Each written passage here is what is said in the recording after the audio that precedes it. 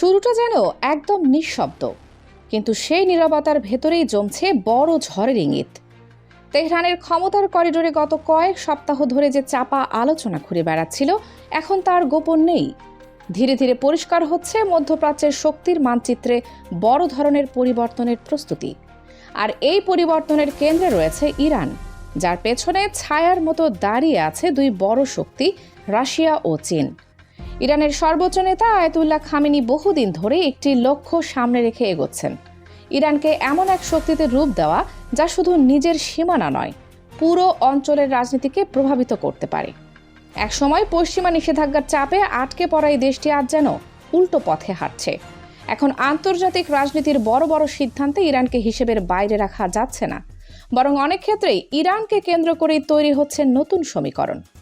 এই প্রেক্ষাপটে রাশিয়া ও চীনের সাম্প্রতিক পদক্ষেপগুলো আলাদা করে নজর কেড়েছে। অনেকের চোখে এটি নিছক কূটনৈতিক সহযোগিতা নয়, বরং একটি সুপরিকল্পিত শক্তির জোট গড়ে তোলার প্রক্রিয়া। রাশিয়া ইতিমধ্যেই ইরানে পাঠিয়েছে তাদের উন্নত যুদ্ধবিমান MiG-29 এবং Su-35। এই খবর ছড়িয়ে পড়ার পরই পশ্চিমা বিশ্বে শুরু হয় নীরব অস্থিরতা, কারণ এই ধরনের সামরিক সহায়তা সরাসরি অঞ্চলের ভারসাম্যে প্রভাব ফেলতে পারে। কিন্তু এখানেই থেমে থাকেনি ঘটনা।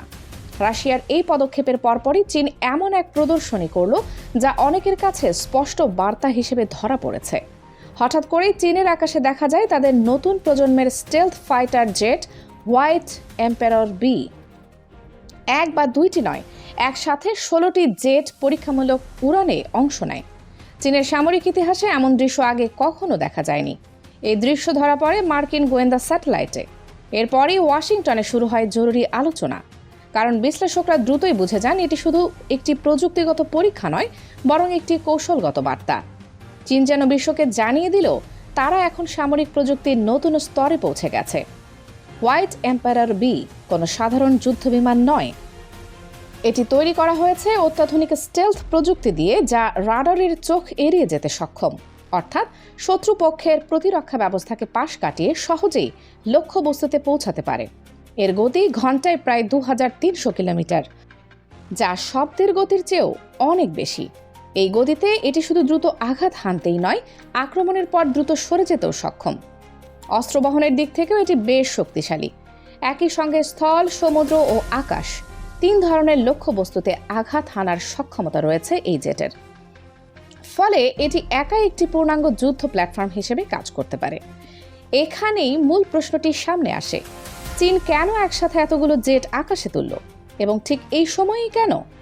অনেক বিশ্লেষক মনে করছেন এর পেছনে রয়েছে একটি বড় কৌশল।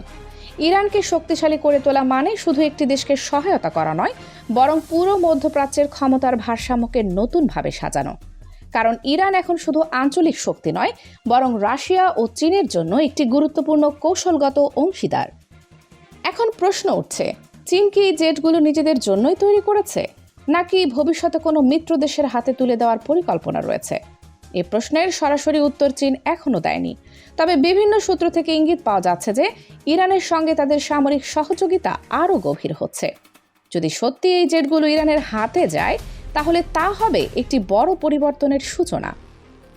ইরানের আকাশ প্রতিরক্ষা ব্যবস্থা তখন এমন এক পর্যায়ে পৌঁছাতে পারে যা আগে কখনো দেখা যায়নি। এতে শুধু ইরানের শক্তি বাড়বে না, বরং পুরো অঞ্চলের নিরাপত্তা পরিস্থিতি নতুনভাবে গড়ে উঠবে। ইসরায়েল ইতিমধ্যে এই বিষয়টি নিয়ে উদ্বেগ প্রকাশ করেছে। তাদের গোয়েন্দা সংস্থাগুলো জানিয়েছে ইরানের আকাশ সীমায় রাশিয়ার যুদ্ধবিমান টহল বাড়িয়েছে। এখন যদি চীনের উন্নত জেটও সেখানে যুক্ত হয়, তাহলে তো একটি নতুন অস্ত্র প্রতিযোগিতার সূচনা হতে পারে। একই সঙ্গে এটি আন্তর্জাতিক অস্ত্র নিয়ন্ত্রণ ব্যবস্থার জন্য একটি বড় চ্যালেঞ্জ হয়ে দাঁড়াতে পারে, কারণ এই ধরনের প্রযুক্তি দ্রুত ছড়িয়ে পড়লে তা নিয়ন্ত্রণ করা কঠিন হয়ে যায়। ফলে ভবিষ্যতে আরও বেশি দেশ উন্নত অস্ত্র সংগ্রহে ঝুঁকতে পারে। চীনের দিক থেকে অবশ্য বিষয়টি ভিন্নভাবে উপস্থাপন করা হচ্ছে। তারা বলছে এটি তাদের নিজস্ব প্রতিরক্ষা উন্নয়নের অংশ এবং পরীক্ষামূলক কার্যক্রম মাত্র।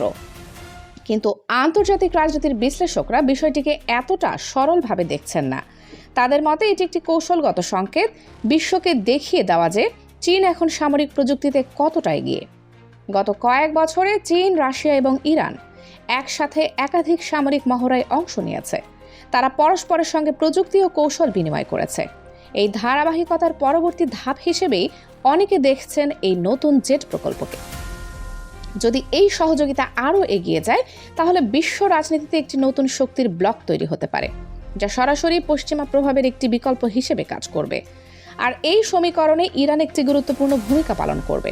অন্যদিকে যুক্তরাষ্ট্রও বসে নেই। তারা ইতিমধ্যে মধ্যপ্রাচ্যে তাদের সামরিক উপস্থিতি বাড়ানোর উদ্যোগ নিয়েছে। নতুন স্যাটেলাইট মোতায়েন করা হচ্ছে, বাড়ানো হয়েছে আকাশ নজরদারি। F-35 যুদ্ধবিমানগুলো নিয়মিত টহল দিচ্ছে বিভিন্ন ঘাঁটি থেকে। তবুও বড় প্রশ্নটি থেকেই যাচ্ছে, যদি চীন সত্যি এই উন্নত জেট ইরানে সরবরাহ করে তাহলে যুক্তরাষ্ট্র কী করবে? সরাসরি সামরিক প্রতিক্রিয়া কি সম্ভব, নাকি আবারও দেখা যাবে নিষেধাজ্ঞা ও কূটনৈতিক চাপের পথ? বিশেষজ্ঞদের মতে সরাসরি যুদ্ধের সম্ভাবনা এখানে কম, কারণ বড় শক্তিগুলো জানে এমন সংখ্যা দ্রুত নিয়ন্ত্রণের বাইরে চলে যেতে পারে। তবে প্রক্সি যুদ্ধ বা পরোক্ষ সংঘর্ষ আরও বাড়তে পারে। ইরান ইতিমধ্যেই তাদের আঞ্চলিক মিত্রদের শক্তিশালী করছে।